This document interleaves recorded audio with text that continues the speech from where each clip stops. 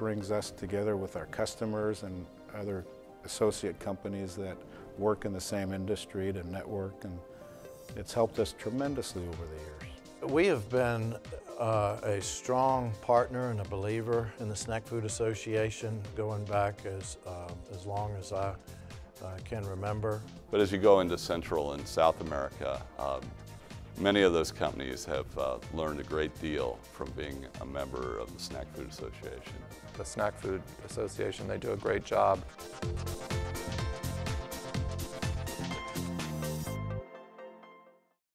While not the biggest snack food category, pork rinds got a real boost during the term of President George H.W. Bush from 1989 to 1993, who proclaimed pork rinds his favorite snack.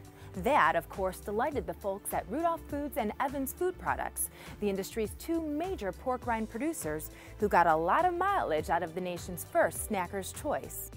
Pork rinds also enjoyed a boost from the low-carbohydrate Atkins diet, which promoted pork rinds as a perfect snack for people on the diet. It was the same President Bush who, in November 1990, signed into law the new Nutritional Labeling Act.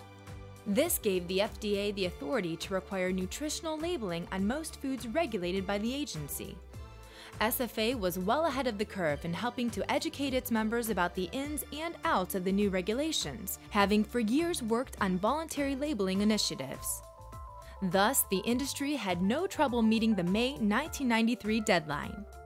The Act also set a January 1, 2006 deadline for trans fatty acid labeling. Since the advent of tortilla chips in the 1960s, there really had been no new widely marketed snack product introduced to spur consumer appetites. Frito-Lay changed that with Sun Chips, made with 18 grams of whole grain and 2 grams of fiber per 1 ounce serving. In snack industry tradition, it wasn't long before grain-based snacks started showing up in other company snack portfolios. Pretzels, one of the original snack products, had a spectacular growth spurt in the 1990s, driven by the perception that they were a healthy snack. Manufacturers introduced numerous new pretzel varieties, pushing sales to over $1 billion and prompting the Wall Street Journal to call pretzels the snack of the 90s. In 1994, in a move to honor legends in the evolution of the snack industry, SFA established the annual Circle of Honor Awards. The first two recipients were the late Herman Lay and J. Erskine Love, founder of PrintPack, a major packaging firm. 3 years later, SFA welcomed its first female chairman, Robbie Dietrich, a longtime industry veteran who was Frito-Lay's top government relations expert. In the meantime, the entrance into the mainstream food business by mass-market retailers, broadening food categories in the fast-growing warehouse clubs and specialty food stores, as well as consolidation of several major supermarket chains, had a major impact on snack food companies. A lot of the consolidation has given the retailers a lot more tools and information as to what their consumers are wanting, and they're helping to really drive product offerings, packaging, nutritional content, and the latest thing too now is sustainability. How are you going to, preserve, reduce, recycle throughout the whole supply chain? It used to be that the marketing people worked with the consumer to find out what they wanted, designed the products, advertised them, and the people bought the product. Today, the power resides with the retailer, and the retail buyer is the one who's calling the shots on what product they want in their store. And it's a completely different dynamic. Barry Levin, chairman and CEO of Snack King in Los Angeles, says there's a great upside to the changing face of retailing in which distribution channels have expanded. It's more opportunities to sell products. These are more customers to call on and show our products to. One company that has taken advantage of the changing retail dynamics and a growth in private label is Shearer's Foods, one of the country's largest private label snack producers. While its Shearer's brand products are regional, its private label and contract packaging business has become national. I think the biggest thing that we've done, is to develop that footprint of having plants strategically located throughout the United States. The dramatic changes in food retailing have provided great opportunities for strong snack food companies like Frito-Lay, Utz, Hers, Mike Sells, Old Dutch, C.J. Vintners, Troyer Farms, Snack King, Snyder's of Hanover, Kettle Foods, Wise, and others. In terms of numbers of manufacturers, the national footprint of manufacturers was smaller, but the volume of snacks produced and consumed continued to set records. The Snack Food Association began refocusing its efforts to reflect the needs of the industry, especially its need for aggressive government regulations at both the national and state levels.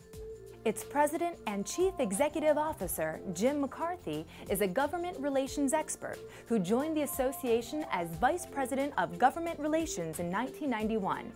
Among his first tasks was to guide the industry through mandatory nutritional labeling on the back of packages. And now there is a proposal for voluntary front-of-package labeling, which some of our members endorse and others are a little concerned about. McCarthy explains SFA's government relations strategy. We are trying to enhance the member value through being very active, proactive in government affairs, not waiting for something to come down the pike that would hurt the association, hurt the industry. We're trying to do things ahead of the game. As an example, McCarthy cited trans fatty acid labeling. Members were apprised of the pending regulation and were able to ultimately make the change very quickly. It was not as much of a burden because they had plenty of warning that this was coming. SFA Chairman Matt Colford of Old Dutch had this to say about the association's role in the trans fatty acid transformation and other issues. The role of SFA isn't necessarily to solve those issues because we don't manufacture as an association, we don't sell products as an association, but the role is to bring good thinkers and quality members together to solve those problems. And I think as a facilitator, SFA has done a terrific job of solving any problems that have come our way.